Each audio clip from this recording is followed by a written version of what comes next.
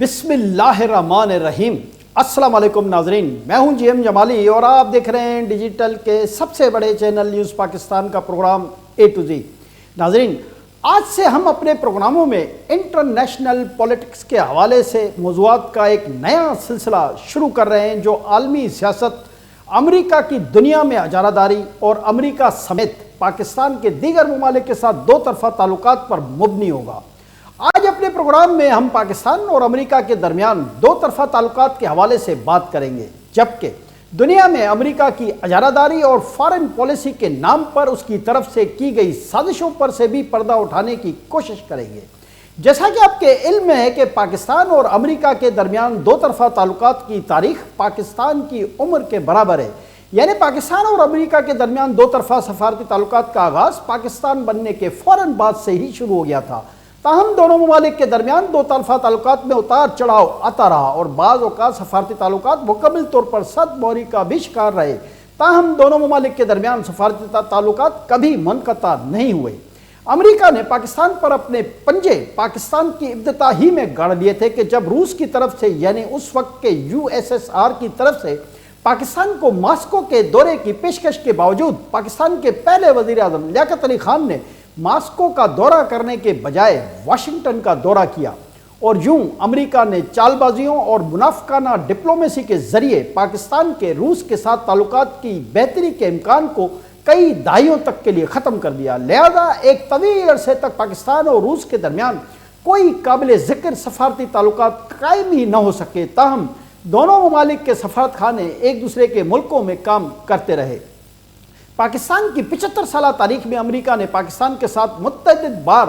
عہد شکنی کی اور نہ صرف اپنے وعدے پورے نہیں کیے بلکہ پاکستان کی سالمیت کو بھی شدید نقصان پہنچانے میں اپنا منافقانہ کردار ادا کیا، یہاں تک کہ 1971 میں پاکستان دولخط ہو گیا، لیکن امریکہ نے پاکستان سے بڑے بڑے وعدوں کے باوجود کوئی مدد نہیں کی۔ 1971 میں وہ امریکی بحری بیڑا پاکستان کی مدد کے لیے کبھی نہ پہنچا کہ جس کی خود امریکی حکام نے پاکستان کو متعدد بار یقین دہانی کروائی تھی۔ جی ناظرین،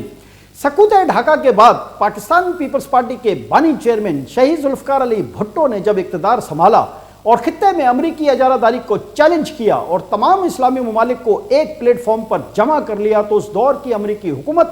آگ بگولا ہو گئی اور بھٹو کے خلاف امریکہ نے سازشیں شروع کر دیں۔ اس موقع پر بھٹو نے امریکہ کو وائٹ ایلیفینٹ قرار دیا اور امریکہ اور بھٹو کے درمیان کھلی لفظی جنگ کا آغاز ہو گیا۔ جب OIC کی پہلی اسلامی سربراہی کانفرنس اسلام آباد میں منعقد ہوئی تو امریکہ نے اس خطے میں اپنے مفادات پر ایک بڑا حملہ قرار دیا اور اسی وقت امریکہ نے شہید ذوالفقار علی بھٹو کو اپنے راستے سے ہٹانے کا فیصلہ کر لیا، جبکہ دوسری طرف سعودی عرب کے بادشاہ شاہ فیصل جو اسلامی ممالک کا ایک الگ پلیٹ فارم بنانے کے لیے ذوالفقار علی بھٹو کے ساتھ پیش تھے کو بھی قتل کرنے کا امریکہ کی طرف سے ایک منصوبہ بنایا گیا تھا۔ واضح ہے کہ خلیجی اور اسلامی ممالک میں سعودی عرب بہت زیادہ اہمیت کا حامل ملک ہے، لہذا اس کی پالیسیوں کی پیروی بیشتر اسلامی ممالک آج بھی کرتے ہیں۔ سعودی عرب کے شہید شاہ فیصل اور پاکستان کے شہید ذوالفقار علی بھٹو نے آرگنائزیشن آف اسلامک کانفرنس یا OIC کے قیام کا اصولی فیصلہ کیا اور دنیا بھر کے مسلم ممالک کا ایک الگ بلاک بنانے کی کوشش کی۔ امریکہ کو مسلم ممالک کا ایک پلیٹ فارم پر جمع ہونا بالکل پسند نہیں آیا، لہذا اس نے سعودی عرب کے شہید شاہ فیصل اور شہید ذوالفقار علی بھٹو کی آوازیں ہمیشہ کے لیے خاموش کرنے کا فیصلہ کر لیا۔ جی ناظرین، امریکہ نے شہید شاہ فیصل کو قتل کروانے کے لیے شاہی خاندان کے اندر سے قاتل تلاش کیا۔ شاہ فیصل کے اپنے ہی بھتیجے سے انہیں قتل کروا دیا گیا، جبکہ دوسری طرف شہید ذوالفقار علی بھٹو کو مروانے کے لیے پاک فوج سے جنرل ضیاء-الحق کی شکل میں وردی والا کرائے کا قاتل تلاش کیا گیا۔ امریکی سازش کے عین مطابق پہلے اس وردی والے قاتل نے ذوالفقار علی بھٹو کی حکومت ختم کر کے اقتدار پر قبضہ کیا اور پھر شہید ذوالفقار علی بھٹو کو تخت دار پر چڑھا دیا، اور اس طرح امریکہ نے ایک گہری سازش کے بعد OIC کی افادیت اور اہمیت کو ہمیشہ کے لیے ختم کر دیا، جو تاحال ایک غیر مؤثر اور ایک دکھاوے کا ادارہ رہ گیا ہے۔ اسی وجہ سے اب OIC کی حیثیت ایک نمائشی پلیٹ فارم سے زیادہ نہیں۔ آج مسلمان ممالک کو درپیش مسائل کے حوالے سے OIC کا اجلاس تو ہوتا ہے، لیکن اس پلیٹ فارم پر سوائے لفظی گولہ باری کے اور کچھ نہیں ہوتا، یعنی امریکہ اپنی سازشوں اور مذموم مقاصد میں آج تک کے لیے کامیاب ہو گیا۔ جی ناظرین،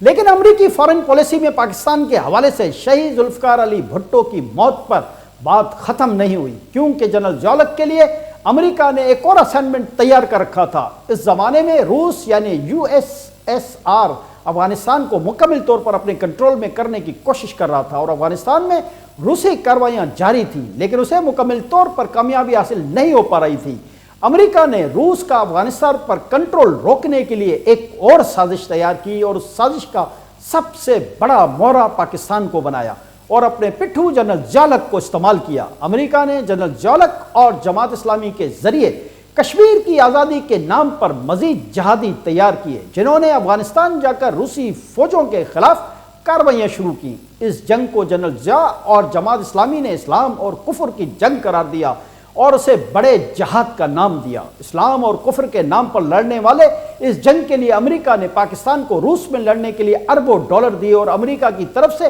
جہادیوں کو جدید اسلحہ اور گولہ بارود بھی فراہم کیا جاتا رہا۔ روس کے لیے یہ ایک طویل اور کٹن جنگ ثابت ہوئی، اور کہا جاتا ہے کہ اس کے نتیجے میں USSR معاشی طور پر بہت زیادہ تباہ ہو گیا، اور پھر اسی وجہ سے USSR کا شیرازہ ہی بکھر گیا۔ جی ناظرین، اگرچہ USSR کی اس تباہی اور پارا پارا ہونے میں دیگر بھی بے شمار عوامل شامل تھے، لیکن پاکستان کے جہادی جماعت اسلامی اور جنرل ضیاء الحق کے حواری اس کو اپنی کامیابی قرار دیتے رہے۔ اہم اور دلچسپ ترین بات یہ ہے کہ جب افغانستان میں امریکہ نے اپنے مقاصد حاصل کر لیے تو امریکہ نے پاکستان کی طرف سے منہ موڑ لیا، اور پاکستان کو ڈالرز اور جہادیوں کو جدید اسلحہ اور گولہ بارود کی فراہمی روک دی گئی تھی۔ اسی دوران یعنی 1989 میں ایران میں امام خمینی کی قیادت میں اسلامی انقلاب آ چکا تھا۔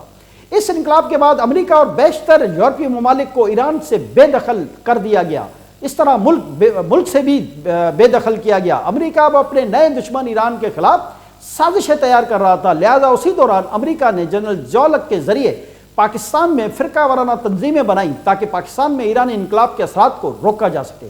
پاکستان کے مدرسوں میں طالبان کی پیداوار بھی اسی دور کی پالیسیوں کا شاخسانہ ہے۔ اسی دوران افغانستان سے اسلامی انتہا پسند بھی پاکستان میں آ کر لڑنے کی تربیت لیتے رہے، اور یہاں پاکستانی اور افغانی طالبان کو تیار کیا جاتا رہا۔ بعد میں انہی طالبان نے 1994 میں پاکستان کے خفیہ اداروں کی مدد سے افغانستان میں پہلی بار اپنی حکومت بھی قائم کی۔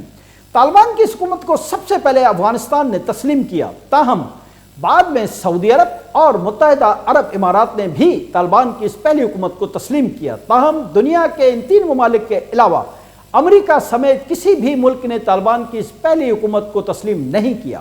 اگرچہ طالبان کی حکومت کو تسلیم کرنے کے لیے پاکستان، سعودی عرب اور متحدہ عرب امارات پر امریکہ کا غیر معمولی دباؤ تھا، لیکن خود امریکہ نے اس حکومت کو تسلیم نہیں کیا، کیونکہ امریکہ ایران میں اسلامی انقلابی حکومت کے مقابلے میں افغانستان میں ایک اور نام نہاد اسلامی انقلابی حکومت قائم کرنا چاہتا تھا، تاکہ اسلامی شعار اور میانہ روی کی تعلیمات مسخ کر کے اسلام کا مسخ شدہ چہرہ دنیا کے سامنے پیش کیا جا سکے۔ یہ اسلام اور مسلمانوں کے خلاف امریکہ کی ایک گہری سازش تھی۔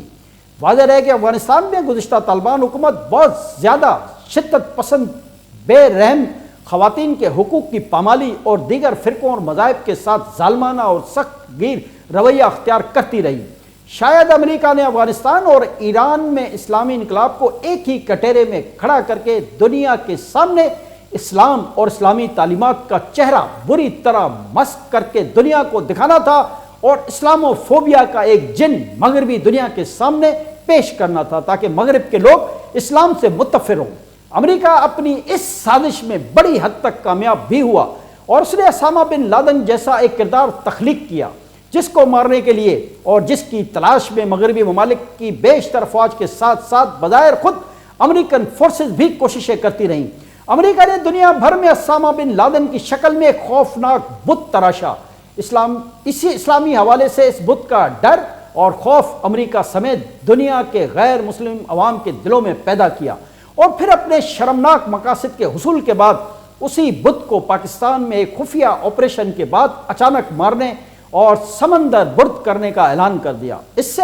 دنیا بھر میں ایک مرتبہ پھر پاکستان کی بدنامی ہوئی اور پاکستان پر الزام لگایا گیا کہ جس مجرم اور دہشت گرد کی تلاش میں ساری دنیا کی فورسز جتن کر رہی تھی، اسی دہشت گرد کو پاکستان نے 4.5 سال سے زیادہ عرصہ پناہ دے رکھی تھی۔ امریکہ اور یورپ نے اسامہ بن لادن کی آڑ میں پاکستان پر بہت سی اقتصادی و معاشی پابندیاں بھی لگا دی تھیں، جس کی وجہ سے پاکستان کی معیشت اور معاشرات کو بہت زیادہ نقصان پہنچا اور پاکستان دنیا بھر میں دہشت گردوں کا حامی ملک قرار دیا جانے لگا۔ اس کا نقصان نہ صرف پاکستان میں بلکہ دنیا بھر میں پاکستانیوں کو اٹھانا پڑا۔ آج کے لیے اتنا ہی۔ اگلے پروگرام میں امریکہ پاکستان تعلقات اور امریکہ کی دنیا پر اجارہ کے حوالے سے مزید تاریخی حقائق آپ کے سامنے رکھیں گے۔ اس سلسلے کے اگلے پروگرام تک کے لیے اپنے میزبان جیم جمالی کو اجازت دیجیے۔ اللہ حافظ۔